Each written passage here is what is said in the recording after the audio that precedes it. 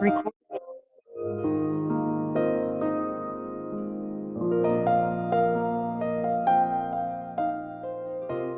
Muy buenos días, bienvenidos a este tiempo devocional, tu palabra para encontrar el camino. Les saludamos desde la Asociación Gente para Servir y les invito para que sigamos con la lectura de la Biblia cronológica en un año. Hoy es febrero 15 del 2022 y corresponde leer el libro de Deuteronomio, capítulos 1, 2, 3 y el capítulo 4 del versículo 1 al 31. Deuteronomio capítulo 1, 2, 3 y el capítulo 4 del versículo 1 al 31.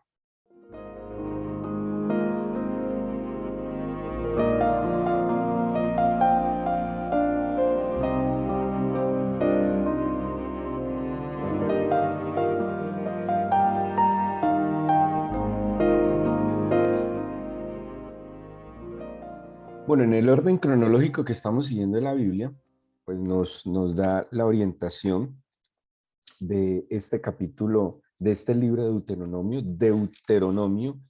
que en la traducción Septuaginta quiere decir segunda ley. Así lo interpretaron y así lo dieron, o así lo tradujeron aquellos sabios, porque en el contenido de la lectura es como la segunda en pronunciación de la ley. No es que hubiera una segunda ley, Deuteronomio entonces quiere decir segunda ley, no es que hubiera una segunda ley, sino que es la recopilación de todo lo que Moisés les había dado a conocer al pueblo a través de los libros de Éxodo, de Levítico y de Números. ¿Sí? No es una segunda ley, sino más bien como la segunda mención de la ley. Originalmente, el nombre original del libro de Deuteronomio, el que es dado en el texto hebreo, es Devarim, que son palabras, porque como ya les he dicho, los libros del Pentateuco, su título, su nombre está en la primera expresión que aparece en el escrito. Entonces, por ejemplo, si ustedes miran Deuteronomio 1.1, dice, estas son las palabras, y ahí aparecería en hebreo Devarim. Estas son las palabras. Y tiene mucho sentido este nombre del libro, porque el libro de Deuteronomio como tal son los discursos, los últimos discursos que Moisés le da al pueblo. Moisés ya sabe que se va a la presencia del Señor. Moisés ya sabe que no va a entrar a la tierra prometida. Y pues imagínense los últimos días de, como hablábamos ayer, del pastor, del dirigente, del gobernante, del juez, del legislador, que había intercedido durante 40 años por ese pueblo, que seguramente los llevaba en su corazón, sobre sus lomos, y pues él tiene ese afán seguramente de las recomendaciones. Es como cuando el papá o la mamá tienen que salir de viaje y hasta último momento están dando recomendaciones y consejos a sus hijos. Eso es el Deuteronomio. Moisés va a tomar todo lo que les ha enseñado y va a hacer una recopilación y por eso es muy interesante y hay que leerlo con mucha atención porque es, diría yo, los discursos que Moisés considera que son los esenciales para el pueblo, ¿sí? O sea que aquí se centra en lo que él considera que es coyuntural de las instrucciones que el Señor les ha dado para nunca olvidarse. Esa es una palabra muy clave en el libro de Deuteronomio, nunca olvidarse.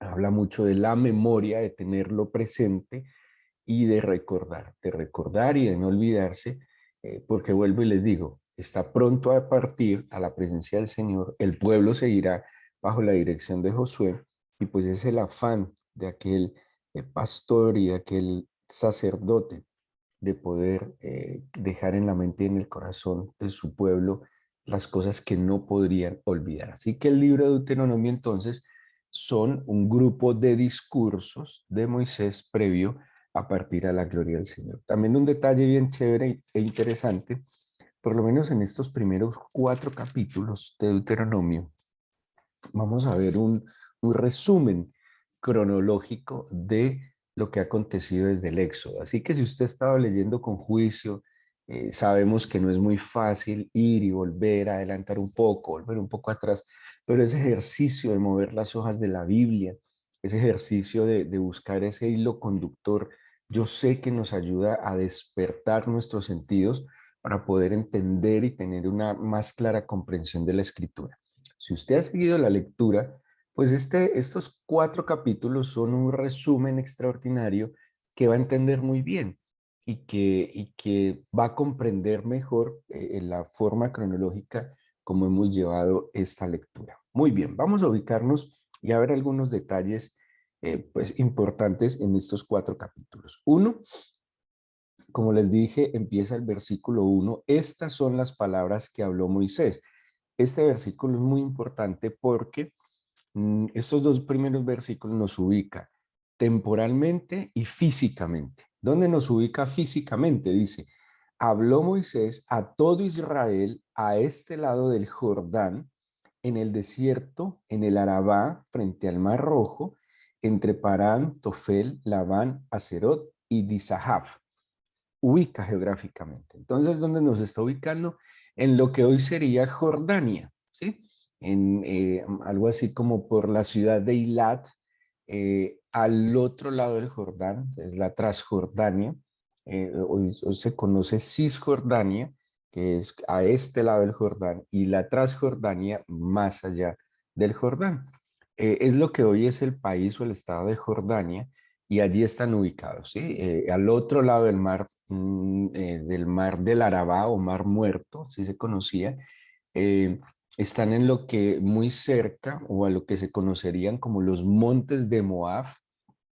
Moab es uno de los descendientes de Lot, ¿sí? Acuérdense aquel suceso pues, de sus hijas que tuvo un proceso de incesto, lastimosamente se ubicaron allí en Moab.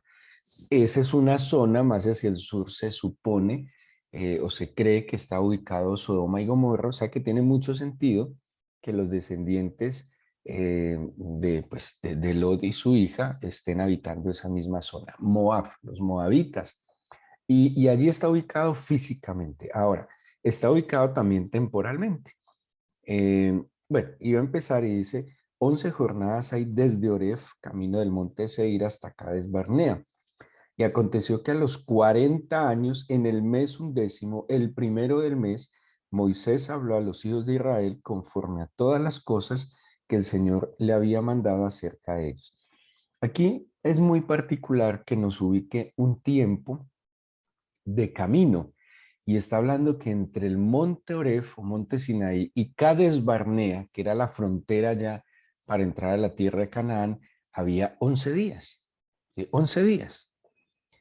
Y según nos cuenta el Éxodo, entre la salida de Egipto hasta la llegada del monte Oreb, por lo menos sucedieron, eso fue más o menos entre 40 y 60 días, ¿sí? Más o menos entre 40 y 60 días. Bueno, los judíos creen que el pueblo de Israel llegó al monte Sinaí a los 50 días. Ellos creen que cuando Moisés sube al monte Sinaí, esas son sus cuentas, y el Señor le entrega las tablas de la ley a Moisés, fue a los 50 días de haber salido de Egipto. Pónganle cuidado ahora la connotación que tiene este cálculo que tienen los judíos.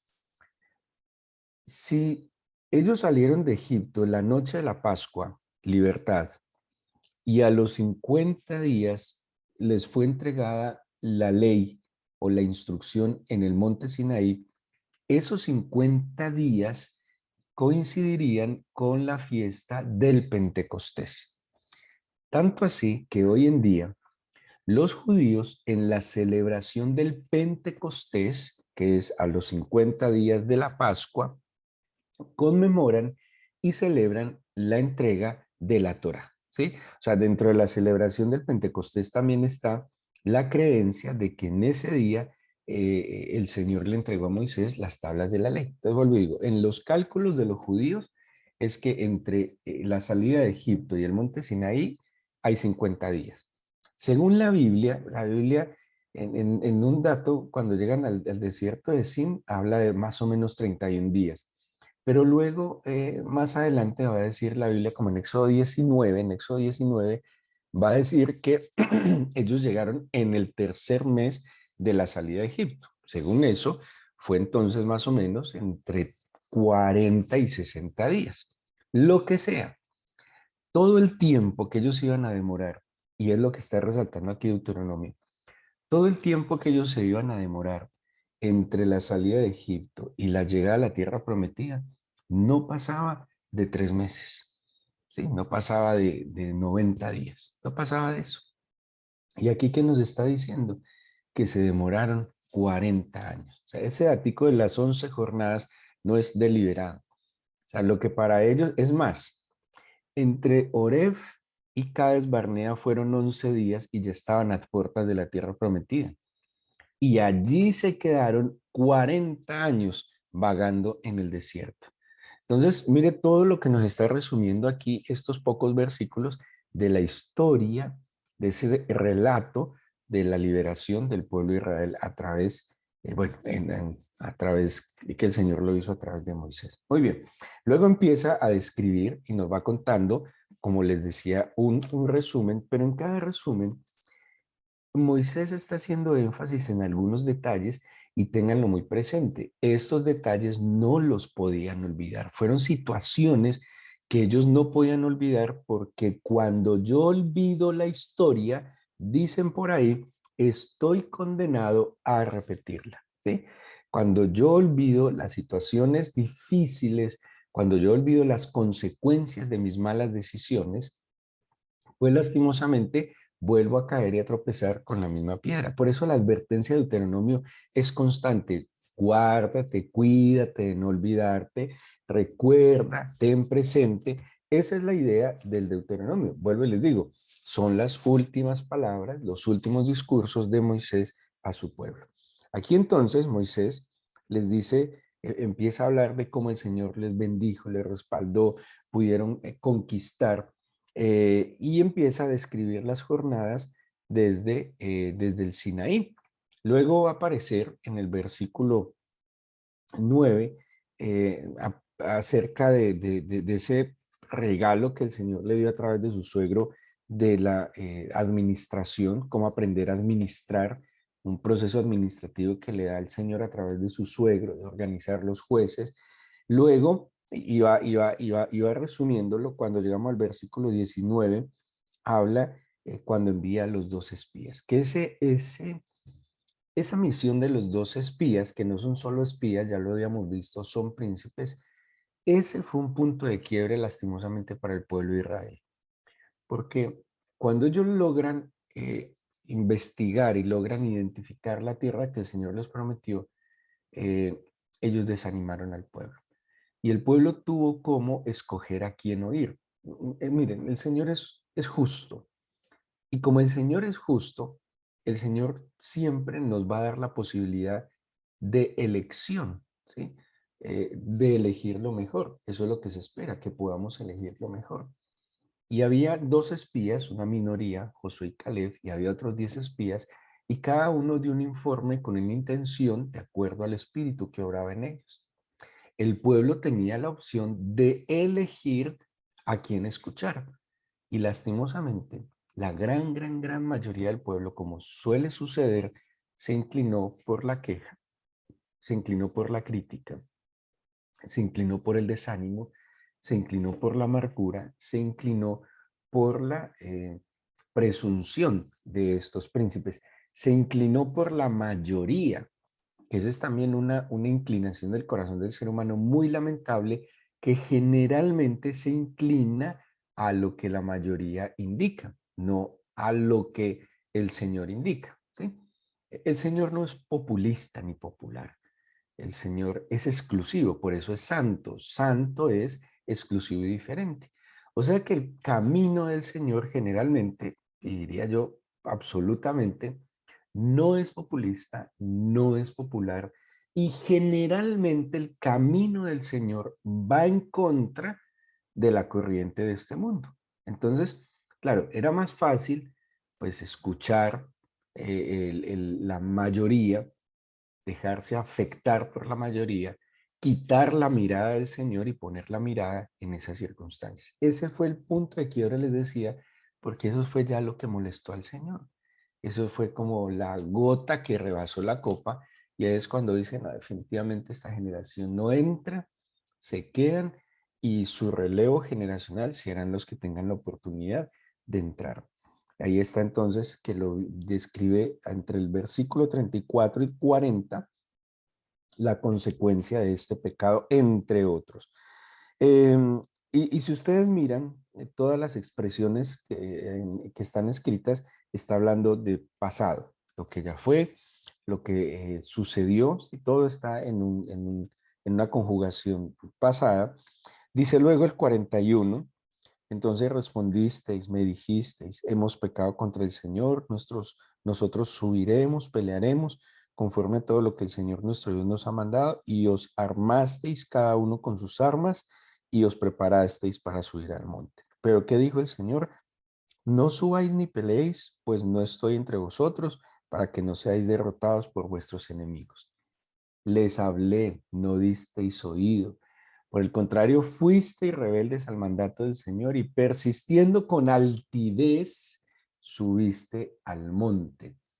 Yo tengo ahora una teoría en mi mente y en mi corazón, una teoría que he venido comprobando. La altivez y la soberbia enceguece el juicio. Y no solo enceguece el juicio, sino que me enceguece en todo sentido. Cuando yo soy altivo y soberbio, me subo en un lugar tan alto que pierdo objetividad y no tengo la capacidad de ver las cosas, las más mínimas, que son las que echan a perder las viñas. Y ellos, en su altivez, no advirtieron el peligro, no atendieron la voz del Señor, y obviamente por eso vino esta derrota, porque el Señor les dijo que no iba a estar en medio de ellos. Luego en el capítulo 2 dice, volvimos, salimos al desierto, camino del Mar Rojo, como el Señor nos había dicho, rodeamos el monte de Seir por mucho tiempo, y el Señor dijo, bastante habéis rodeado este monte, volveos al norte. Bueno, ahí es todo los 40 años que van a estar lastimosamente volteando mientras esta generación, eh, pues, se acaba, digámoslo así. Mientras esta generación sale del plan y entra a orar la siguiente generación. En el capítulo 3, bueno, empiezan las conquistas, y el capítulo 4, que todo esto resume, les decía, prácticamente todo el Éxodo, el Levítico y los números. Y el capítulo 4 vuelve y hace énfasis en lo que les había dicho. Vamos a leerlo con mucha atención. Capítulo 4, versículo 1. Ahora pues Israel, oye, esto lo va a decir mucho el Deuteronomio, oye los estatutos y decretos que yo os enseño, para que los ejecutéis y viváis y entréis y poseáis la tierra que el Señor, el Dios de nuestros padres, os da. Aquí cambia el tiempo verbal. Viene diciendo lo que fue, lo que pasó, lo que no pasó, lo que obedeció, lo que no obedeció. Pero en el capítulo 4 empieza a mirar hacia adelante. Entonces, ¿qué hizo Moisés? El discurso era, esto fue lo que pasó de aquí para atrás, estas son las consecuencias. Ahora, pongámonos en el presente y de aquí para adelante tomemos esta decisión. ¿Cuál? Oír atentamente. ¿Para qué? Para ejecutar. Y si yo oigo y ejecuto, dice, viviré, entraré y poseeré la tierra que el Señor prometió a nuestros padres. ¿Sí? Entonces, ahí les da como un proceso para alcanzar. Ayer hablábamos que definitivamente las promesas no se esperan, las promesas se alcanzan. Uno no espera, el Señor me dio una promesa y me quedo esperando a que Él haga todo. No, si el Señor me dio la promesa, yo empiezo a marchar en pos de la promesa. Y aquí es claro, si yo oigo y ejecuto y vivo, entraré, bueno, primero, oigo y ejecuto. Y al oír y ejecutar, ¿cuáles van a ser las consecuencias? Vivir, entrar y poseer la tierra que representa la promesa del Señor. Dice el versículo 2, no añadiréis a la palabra que yo os mando, ni disminuiréis de ella, para que guardéis los mandamientos del Señor vuestro Dios que yo os ordeno. ¿Sí? Entonces, aquí Moisés empieza a hacer énfasis en tener presente, en no olvidar, en oír atentamente, en ejecutar, y ahí está el secreto, en ejecutar. Por eso hemos hablado tanto que la fe, dice Santiago, sin obras es fe muerta, que la fe está ligada a la obediencia. No puede ser que yo tenga fe y haga otra cosa. Si yo tengo fe, la fe se basa en el escrito del Señor. La fe se basa en su palabra. Y si yo tengo confianza, seguridad en su palabra, estoy persuadido en mi corazón por su palabra, pues yo ejecuto su palabra.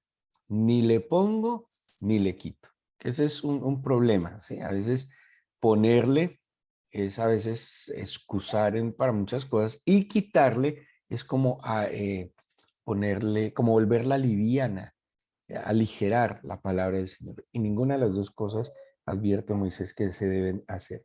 Bueno, en el versículo 5 dice, mira que los he enseñado, en el 6, guarden, pónganlos por obra. Esta es vuestra sabiduría y vuestra inteligencia ante los ojos de los pueblos, los cuales oirán todos estos estatutos y dirán, ciertamente, pueblo sabio y entendido, nación grande es esta. Este versículo 6 es espectacular. Préstenle mucha atención. Mucha gente cree que la fe, que leer la Biblia entonta, adormece, que la escritura, no sé, sesga. Yo creo más bien que la ignorancia de la escritura es lo que hace todo esto. Mire lo que les está diciendo Moisés. Guárdenlos, pónganlos por obra. En guardar y poner por obra esta instrucción que el Señor les ha dado, en eso está su sabiduría y su inteligencia. Es que el buen lector de la Biblia mirará que en la Biblia hay todos los temas de la vida de una persona, en su vida familiar, bueno, primero en su vida religiosa, espiritual, en su vida personal, en su vida familiar, en su vida laboral, profesional, académica, todo, hasta en cómo vivir como un ciudadano en medio de la sociedad. Son unas instrucciones de vida justa, ecuánime, enseña sobre la disciplina, sobre el esfuerzo, muchas teorías administrativas que han sido el boom en el último siglo ya estaban planteadas en la escritura. Mire lo que está diciendo, porque en guardarlos y ponerlos por obra hay sabiduría e inteligencia y oído ante los ojos de los pueblos, los cuales oirán todos estos estatutos y dirán, ciertamente pueblo sabio y entendido, nación grande es esta. Y si ustedes miran esto, a través de la historia, eso ha estado presente en el pueblo judío, que debería estar presente en la iglesia. El pueblo judío ha sido un pueblo pequeño, pero que ha sido testigo, o más bien testimonio, del obedecer y del guardar la palabra del Señor. Eso ha sido lo que ha guardado la fe en el Señor, la escritura durante tantos años y que ha dado muestras de inteligencia y sabiduría. Y ojo, que la inteligencia y la sabiduría no estaba en la academia, en las universidades, en los posgrados, en las maestrías. ¿Estaba en qué? En guardar y poner por obra lo que el Señor instruyó. Inteligencia y sabiduría. ¿Sí? Y bueno, termina diciendo versículo 7, porque ¿qué nación grande hay que tenga dioses tan cercanos a ellos como lo está el Señor nuestro Dios en todo cuanto le pedimos? Espectacular. Y toda esta bendición se basa en la relación cercana con el Señor. ¿Y qué nación grande hay que tenga estatutos y juicios justos como es toda esta ley que yo pongo hoy delante de vosotros? Espectacular. Un Dios cercano y una instrucción clara y cercana que la tenemos en esta escritura. Y allí está la sabiduría y la inteligencia. Y cuando el pueblo del Señor se acercó a los estatutos, decretos, mandamientos, leyes que el Señor les mandó y las puso por obra, fue un pueblo que mostró sabiduría e inteligencia y que en todos sus caminos tuvo victoria y éxito. Pero cuando se alejaron de los estatutos del Señor, de los mandamientos, de las instrucciones, pues que lo contrario, inteligencia y sabiduría, insensatez e ignorancia, necedad, y pues también trajo otras consecuencias a su vida. La palabra del Señor, dice el salmista, es lámpara, es luz a nuestros ojos. La palabra del Señor dice, hace sabio al sencillo, alegra el corazón. Así que, pues esto también es un desafío que pone Moisés a no apartarse de la instrucción que el Señor nos ha dado y nos permite ponernos como testimonio a los pueblos. Démosle gracias hoy al Señor. Vamos a orar y vamos a pedirle, como fue la instrucción de Moisés al pueblo, que guarde nuestra mente y nuestro corazón de olvidar lo que el Señor cada día nos enseña. Imaginémonos cuánta riqueza hay acumulada en nuestra mente y en nuestro corazón cuando guardamos atentamente sus palabras. Solo pensemos, ¿qué sería de nosotros si el Señor no nos hubiese hablado y enseñado e instruido? Es que nos has enseñado a ser mejores personas, a cómo tratar al prójimo, a cómo tratar, Señor, el entorno, la naturaleza. Nos has enseñado modales, nos has enseñado a ser mejores seres humanos. Esa es la instrucción, esa es tu palabra. Nos has enseñado a conocerte, nos has enseñado a vivir cosas tan trascendentales como amar y perdonar, que le cuestan tanto a este mundo egoísta. Hoy yo te doy gracias por tus palabras, las que han llegado a mi corazón a través de la Biblia, pero las que han llegado también a mi corazón a través de mi relación contigo. Cuando hablas a mi corazón, a mi mente, cuando te sirves de un medio para hablarme, Señor. Yo te pido que guardes, Señor, mi mente y mi corazón. Cuida incluso mi capacidad intelectual y mi memoria, para que yo no olvide tus dichos. Como dice el Salmo 119, en mi corazón he guardado tus dichos para no pecar contra ti.